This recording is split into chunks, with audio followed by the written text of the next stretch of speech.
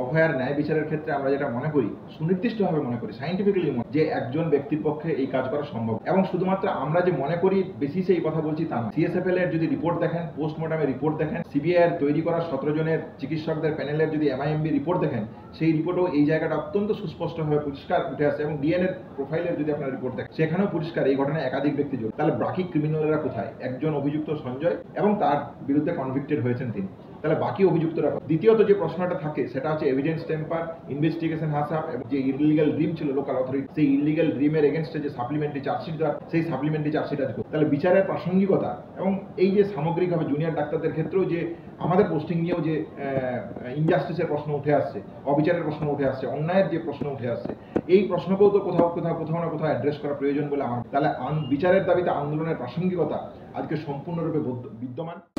বাংলা হান্টের আরো খবর দেখতে নজর রাখুন। বাংলা খবর মানেই বাংলা হান্ট।